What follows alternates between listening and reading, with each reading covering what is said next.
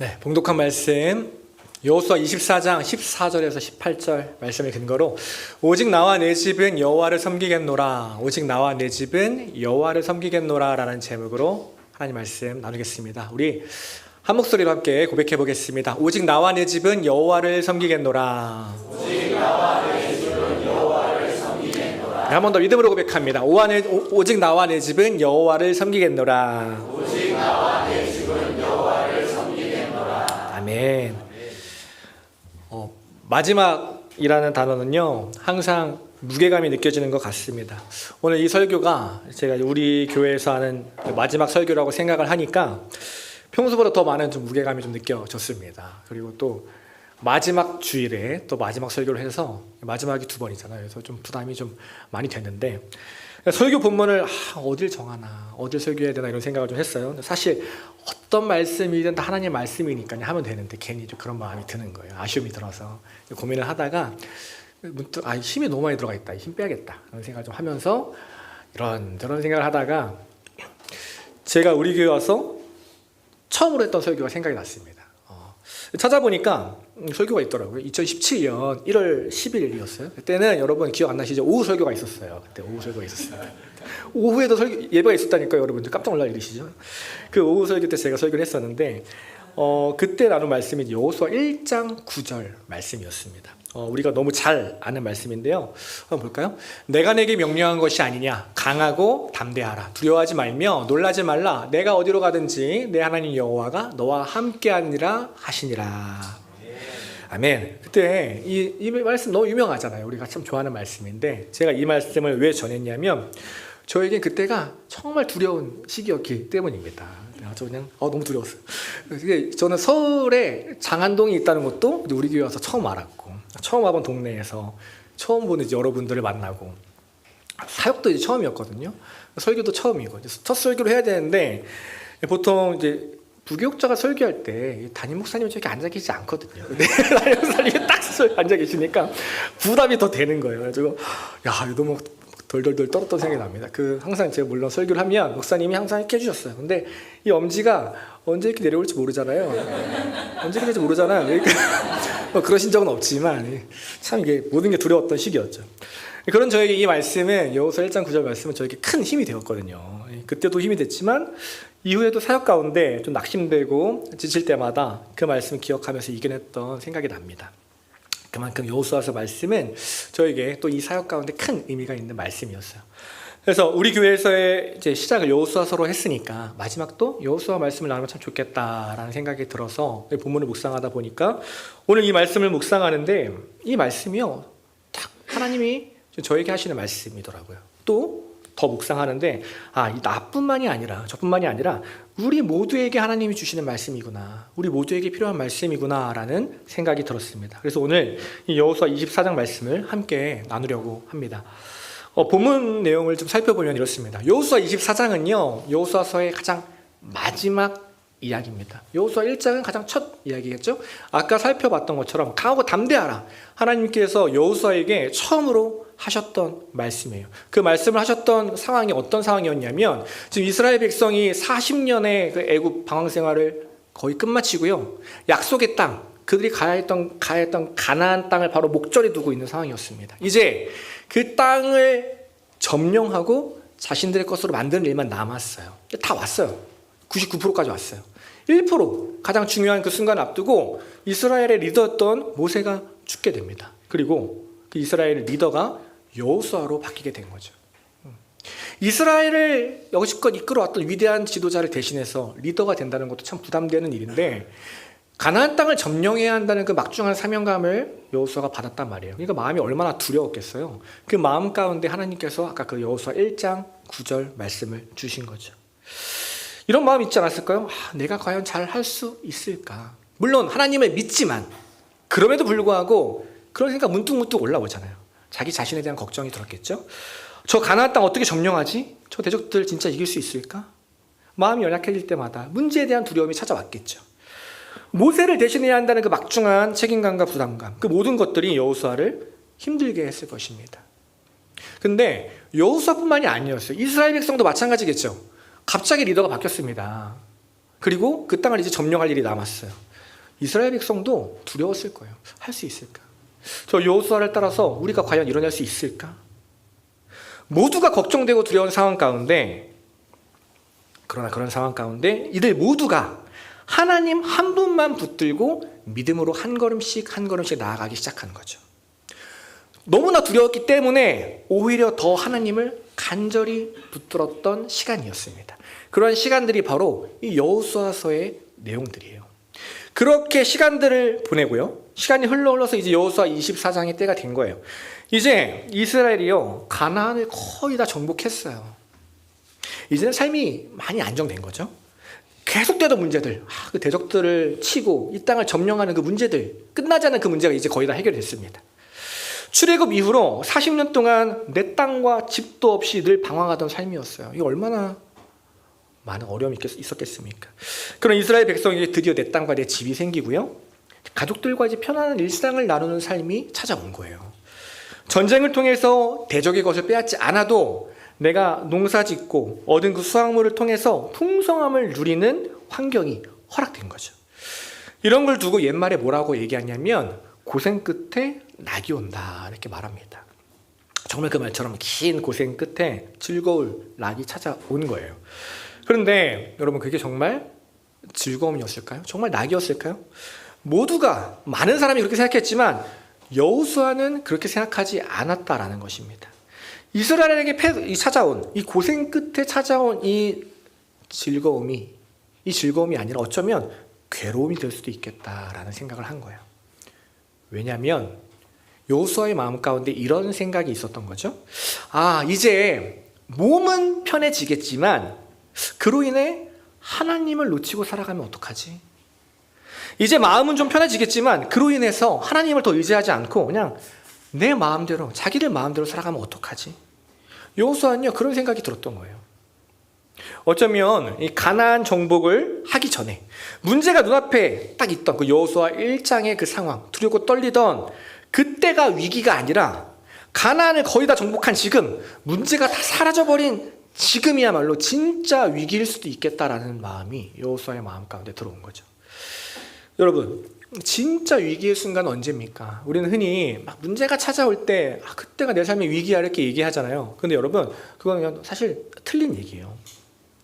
사실 그때는 진짜 위기가 아닙니다. 왜냐하면 성도에게 문제가 찾아왔을 때는요, 어떻게 보면 더 하나님을 의지하는 순간이고요, 하나님의 일하심을 경험하는 순간이 되기 때문입니다.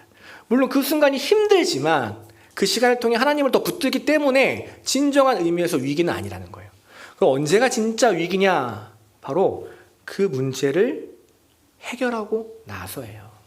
문제가 해결되고 나서 이제 좀 살만하다, 이제 조금 평안하다 그렇게 생각할 그때가 가장 큰 위기라는 거죠.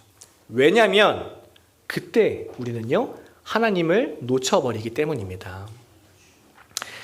사단이 참 영악하잖아요. 누구보다 이 성도들의 특징을 너무 잘 알고 있습니다. 언제 우리를 공격하는 게 가장 효과적인지 이 사단이 정말 잘 알고 있다는 거예요.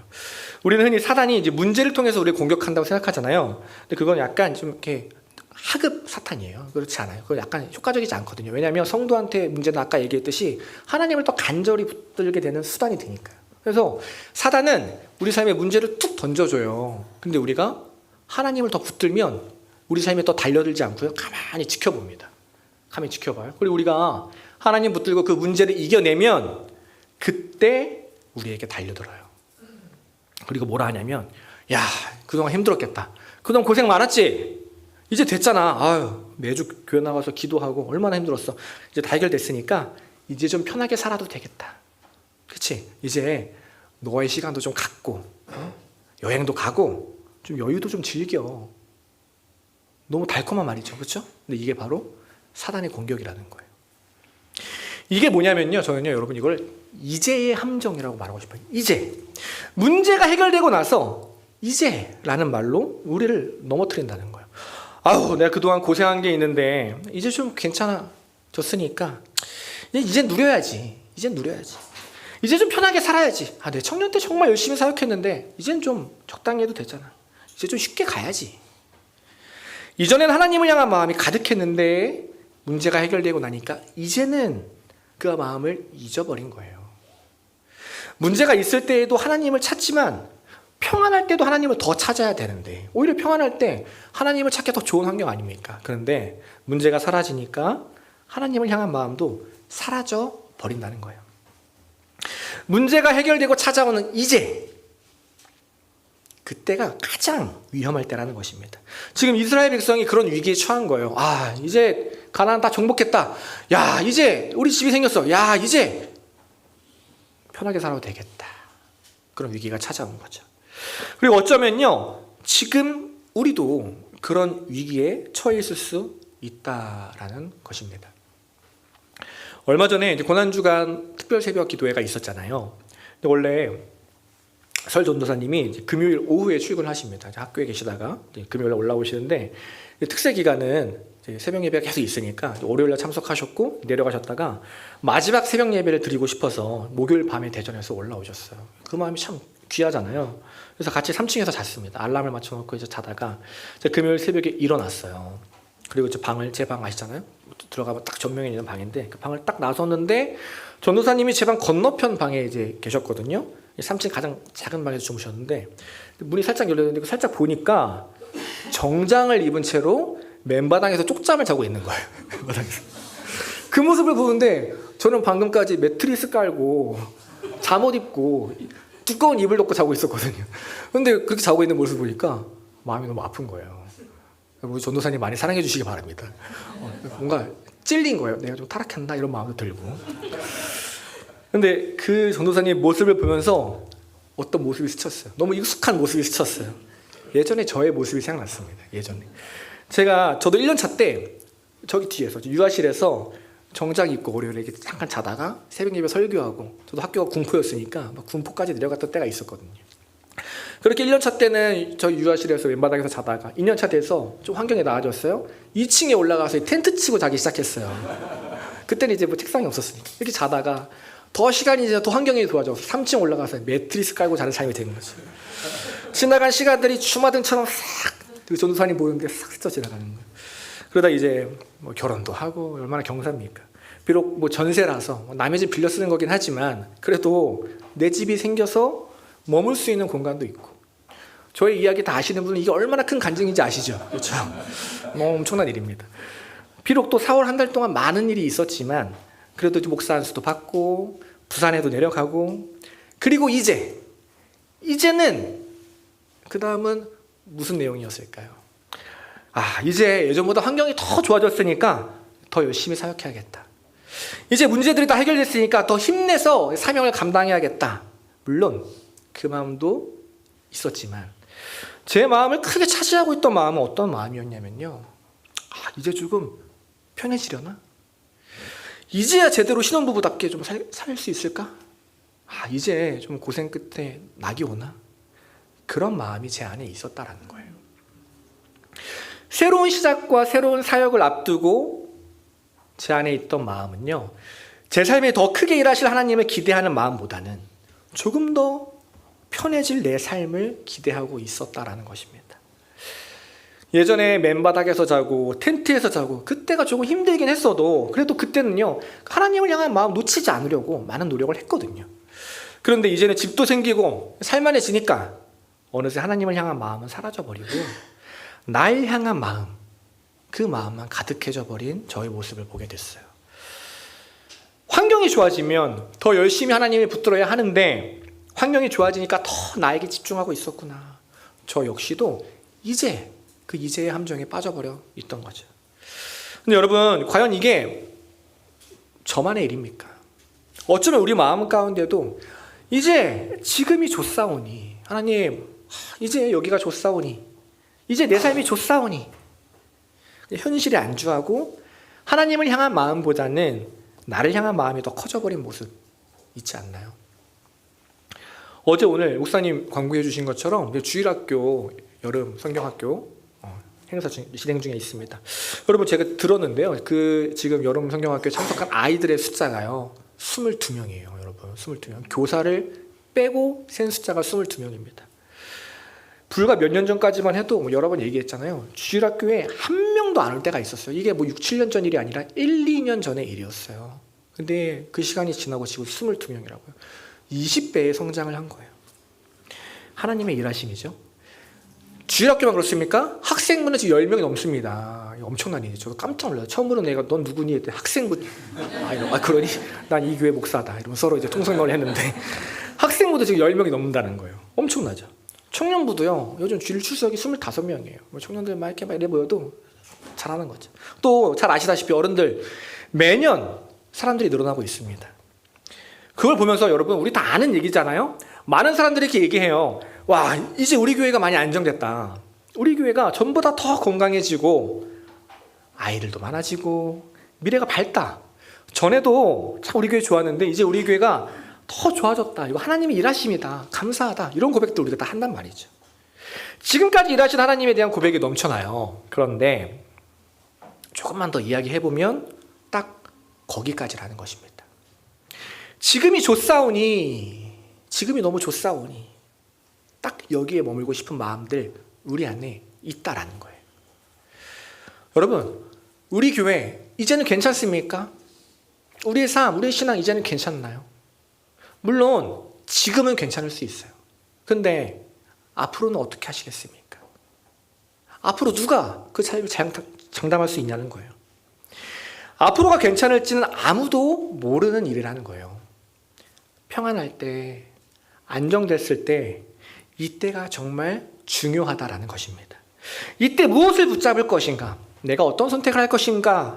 이제는 나에게 집중할 것인가? 아니면 지금까지 일하신 하나님이 계시니까 이제 더 크게 일하실 하나님 기대하며 하나님께 계속해서 집중할 것인가? 바로 그 선택이 우리의 미래를 결정한다라는 것입니다. 그래서 오늘 여호수아가요, 이스라엘 백성에게 말하고 있는 거예요. 오늘 본문 14절, 15절 말씀입니다. 이렇게 얘기해요. 그러므로 이제는 여호와를 경외하며 온전함과 진실함으로 그를 섬기라. 너의 조상들이 섬기던 그 가짜 신들 치워버리고 이제는 여호와만 섬겨라. 만일 여호와를 섬기는 것이 너에게 좋지 않게 보이거든 너희 조상들이 섬기던 가짜 신을 섬기던지 너희 선택해라. 너희가 섬길 자를 오늘 선택해라. 그러나 나는 오직 나와 내 집은 여호와를 섬기겠노라 말하고 있는 거죠. 오늘 이 본문은요, 여러분, 여호수아의 고별 설교라고도 말합니다. 이제 아까 얘기했던 것처럼 가나안 땅을 거의 다 정복했단 말이에요. 여호수아도 이제 노년의 나이가 됐어요. 죽음을 앞두고 있는 나이가 됐습니다. 그런 상황 가운데 사역을 다 마치고 있는 그 상황 가운데 자신이 사랑하는 이스라엘 백성들을 돌아본 거예요. 걱정되는 마음 가운데, 사랑하는 마음 가운데 이 고백을 한 거죠. 여러분, 우리가 이제 다시 선택을 해야 합니다. 그런데 그 말을 하는 여호수아의 마음이 지금 여러분이 잘못됐습니다, 틀렸습니다 이렇게 말을 하는 것이 아니라, 질책이 아니라 너무나 간절한 사랑을 꾹꾹 눌러 담아서 이야기하고 있었다는 거예요. 여러분, 지금 이 평안, 우리가 얼마나 간절히 바라던 평안입니까? 그러나 여러분, 이 상태에 우리가 안주하면 안 됩니다. 이대로 가면은 우린 또다시 출애굽 이전처럼 몇십 년 전처럼 하나님 없는 삶으로 돌아갈 것입니다. 저 또한 이 평안함 가운데 하나님을 놓칠까 봐 두렵습니다. 그러니 우리 이제 다시 한번 하나님을 선택합시다. 지금까지 우리를 인도하셨던 하나님을 기억하고 앞으로 더 크게 일하실 하나님을 우리가 함께 기대합시다. 문제가 해결됐으니까 이제 내 삶에 집중하는 것이 아니라 이제 더 크게 역사하실 하나님 바라봅시다. 그러기 위해 리더인 제가 먼저 하나님을 선택하겠습니다. 그렇게 지금 말하고 있는 것입니다. 여호수아의 그 고백을 들은 이스라엘 어떻게 반응했을까요? 이어지는 오늘 본문 16절 보니까 이렇게 얘기합니다. 백성이 대답하여 이르되 우리가 결단코 여호와를 버리고 다른 신을 섬기지 않겠습니다. 여호수아의 그 말에 아멘으로 화답한 것입니다. 그러므로 이제 오직 나와 내 집은 여호와를 섬기겠노라. 아멘. 오늘 이 고백이요, 여호수아와 이스라엘 백성만의 고백이 아니라 저와 여러분의 고백, 우리 모두의 고백이 되기를 간절히 소망합니다. 그런 마음으로 우리 함께 다시 한번 고백해 볼까요? 오직 나와 내 집은 여호와를 섬기겠노라. 오직 나와 내 집은 여호와를 섬기겠노라. 아멘. 그렇다면요, 여호와를 섬기는 것이 과연 무엇인가 조금 더 구체적으로 나눠보려고 합니다. 오늘 본문을 보니까요, 여호와를 섬기는 것을 이렇게 바꿔서 말할 수 있어요. 뭐냐면 내 눈에 좋은 것을 선택하는 것이 아니라 하나님이 보시기에 좋은 것을 선택하는 것. 내가 보기에 좋은 선택을 하는 것이 아니라 하나님이 보시기에 좋은 선택을 하는 것. 그것이 바로 여호와를 섬기는 것입니다. 오늘 보면 15절 다시 보면 이렇게 이야기를 합니다. 만일 여호와를 섬기는 것이 너희에게 좋지 않게 보이거든. 이런 거예요. 너희들 하나님을 믿는다고 하면서 너희가 보기에 좋은 선택을 하고 있지 않냐? 하나님 믿는 말은 하지만 너희 삶의 선택은 너희 눈에 좋은 거 하고 있지 않냐? 하나님을 믿는다고 말은 하지만 사실 선택의 순간이 되면 너희들 좋은 대로, 너희들 마음대로 선택하고 있지 않냐? 그건 여호와를 섬기는 삶이 아니다. 여호와를 섬기는 것은 내 눈에 좋은 선택을 하는 것이 아니라 하나님이 보시기에 좋은 선택을 하는 것이다 말하고 있는 거예요. 얼마 전에 목사님께서 이 주일 예배 시간에 하나님께 받은 마음을 우리에게 나눠주셨습니다. 여러분, 그 주일 예배 시간에 그런 마음을 나눈다는 거 결코 쉽지 않은 일이에요. 왜냐하면 저도 청년들에게 가끔 중요한 마음을 나눌 때 한 주간만 기도하면서 두려움 가운데 그 마음을 나누거든요. 제가 목사님 마음을 다 알지는 못하지만 아마도 오늘 이 여호수아와 비슷한 마음으로 그 마음을 나눠주셨을 것 같아요. 그동안 우리 교회가 하나님의 크신 은혜 가운데 여기까지 왔습니다. 우리의 삶에 너무나 감사한 고백들이 넘쳐납니다. 그러나 그것에 안주하지 말고 다시 하나님을 섬기는 교회가 됩시다. 이제 조금 좋아졌다고 내 눈에 좋은 선택을 하려고 하는 삶이 아니라 지금까지 우리가 그래왔던 것처럼 계속해서 하나님 보시기에 좋은 선택을 하는 삶이 됩시다. 그 말을 우리에게 해주신 거예요. 제가 듣기에 그날 핵심 메시지는요, 교회 통합이 아니에요, 여러분. 그것보다 더 중요한 거, 하나님 앞에서 우리 교회가 더 바로 서야 합니다. 하나님 앞에서 내 삶이 더 바로 서야 합니다. 그래서 제가 더 바로 서겠습니다. 목사님이 그 말을 해주신 거라고요. 그래서 함께 하나님을 경험하는 삶 훈련학교 하며 내 마음 나누지 말고 하나님 마음 함께 나눕시다. 그 이야기 해주신 거죠. 제가 그날 뒤에서 목사님 말씀을 듣는데 너무 기대가 되더라고요. 마음이 막 떨렸어요. 제가 비록 우리 교회 막 오래 있진 않았지만 개척 멤버는 아니잖아요. 근데 9년 있었습니다. 10년이면 강산이 변하는데 딱 1년 부족하게 1년 더 있었어야 되는데 변화를 못 보고 왔어요. 그래도 여러분 9년 동안 제가 얼마나 많은 하나님의 일하심을 제가 경험했습니까? 함께 놀라운 경험, 하나님의 은혜가 우리 공동체 안에 있잖아요. 그동안 하나님이 베풀어 주신 은혜가 너무 큰데, 근데 우리가 앞으로 하나님을 더 섬기고 하나님 보시기에 좋은 선택을 계속 한다면 우리 교회가 얼마나 더 아름다운 교회로 성장해 갈 것인가. 우리 삶이 지금도 하나님 때문에 얼마나 우리 행복해요. 그런데 계속해서 우리가 하나님 앞에 바로 서고 하나님 선택하면 얼마나 더 하나님 앞에 행복해질까. 그런 상상이 되더라고요. 그러면서 문득 들었던 생각이, 지금이 아까 주일학교 22명 왔다 그랬잖아요. 막 엄청난 거 같죠. 지금이 우리 교회 전성기가 아니구나. 우리 교회 전성기는 5년, 10년 뒤. 우리는 아직도 성장하고 있는 시간이구나. 그런 마음 주시더라고요. 물론 그 5년 뒤, 10년 뒤에는 제가 없다는 게 약간 아쉽긴 하지만 그럼에도 가슴이 두근두근 하더라고요. 여러분, 한번 생각해 보는 거예요. 우리 모두가 내가 보기에 좋은 선택을 하며 살아가는 것이 아니라 하나님이 보시기에 좋은 선택을 하며 살아간다면 그런 삶 얼마나 아름답습니까? 그런 삶은요, 아름다운 반전이 있는 삶이라는 거예요.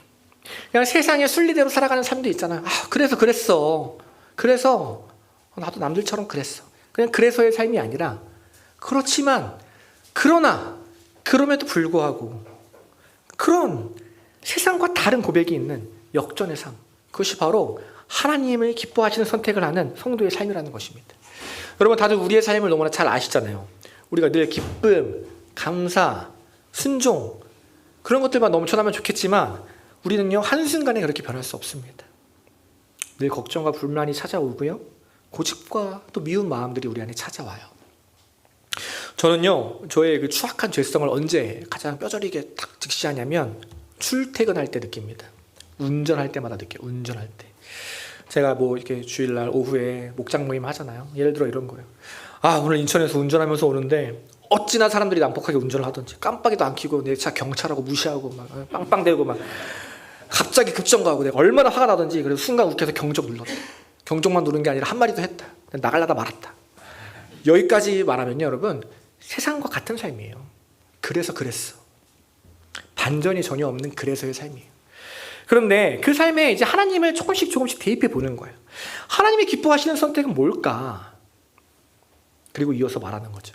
그런데 내가 경적을 울리고 나서 너무 후회가 됐어. 왜 나는 더 참지 못했을까? 나 성도라고 말은 하면서 왜 나도 항상 상대방이랑 똑같이 하려고만 할까? 왜 나는 내 감정을 포기하지 못할까? 그 생각이 들어서 그냥 그때부터는 양보 운전했어. 또 막 끼어들었지만 이 악물고 그냥 참으면서 운전했어. 그럼에도 불구하고 그래서의 삶이 아니라 억울하지만 그러나 그럼에도 불구하고 이런 고백이 있는 삶, 반전이 있는 삶, 이 얼마나 아름다운 삶입니까? 목장 모임할 때, 사랑방 모임할 때 우리 얼마나 많은 이런 고백들 해요. 한 주간 이런 일이 있었어요. 그 사람이 너무 미웠어요. 너무 힘들었어요. 너무 억울했어요. 거기서 끝나면 하나님과 별로 상관없는 사람일 수도 있다는 거예요. 넘어가야 돼요. 너무 힘들었습니다. 하지만 그럼에도 불구하고 하나님 때문에 내 마음과 다른 선택을 했어요. 저 사람이 너무 미웠어요. 하지만 계속 말씀으로 사랑하라고 하시니까 힘들지만 내가 먼저 다가갔어요. 그 사람을 위해서 딱 한 번이지만 내가 먼저 기도했어요. 훈련학교 너무 하기 싫었는데 하나님이 기뻐하시는 선택을 하라고 하니까 그래도 한번 해봤어요. 그래서가 아니라 내 생각대로 내 마음대로 사는 그래서가 아니라 그러나 하나님이 말씀하시니까 그럼에도 불구하고 반전이 있는 삶, 이것이 바로 하나님을 섬기는 삶입니다. 이런 교회가 바로 하나님이 기뻐하시는 교회입니다. 주일에 예배드리고요, 우리 헌금하고 묵상하고 훈련학교 하고 훌륭한 선택이잖아요. 하나님이 기뻐하시는 선택입니다. 그러나 여러분, 그것에만 머물면 안 된다는 거예요. 더 나아가서 우리 삶에 반전이 있어야 된다는 거예요. 그러지 않으면요, 세상에 쉽게 물들게 돼요. 말로만 하나님을 찾고 우리의 삶은요, 하나님과 정반대로 갈 수 있다는 거예요. 오늘 여호수아는 그 사실을 너무나 잘 알고 있었습니다. 그래서 이스라엘 백성에게 말하는 거예요. 가나안 땅의 풍족함이 얼마나 그들을 위협할지 아니까, 가나안 사람들의 그 이기심과 죄악됨이 얼마나 그들을 흔들 줄 아니까, 그래서 말하는 거예요. 물질에 눈이 갈 수 있다. 그들처럼 나만 사랑하고 싶을 수도 있다. 그러나 그때 다시 하나님을 기억해라. 너희를 유혹하는 그때 내 눈에 보기 좋은 선택을 하는 것이 아니라 하나님 눈에 좋은 선택을 해라. 그게 바로 하나님을 섬기는 삶이다. 오늘 우리에게 말하고 있는 것입니다. 사랑하는 여러분, 교회에서만 하나님이 기뻐하는 선택을 하는 것이 아니라 매일의 삶에서도 하나님이 기뻐하시는 선택을 하는 미래의 백성 되시길 간절히 소망합니다. 말과 입술로만 하나님이 기뻐하는 선택, 이제 그건 우리 너무 잘 하잖아요. 이제 그거 넘어서서 입술만이 아니라 내 몸과 마음으로도 하나님이 기뻐하시는 선택을 하나씩 만들어가는 믿음의 백성 되시기를 간절히 소망합니다. 오늘 말씀 정리합니다. 아쉽지만 오늘 이 말씀의 끝으로 저는 우리 교회에서의 사역을 마무리합니다. 이제 부산으로 내려가는데, 제가 부산에 내려가지만 그럼에도 우리 사랑의 교회는 저에게 1번 기도 제목입니다. 전 계속해서 우리 교회를 위해 기도하고 사랑하는 성도님들 위해서 기도할 것입니다. 저에게 한 가지 소망이 있다면요, 부산에 있는 저에게 조금 시간이 지나고 이런 소식이 들려왔으면 좋겠어요.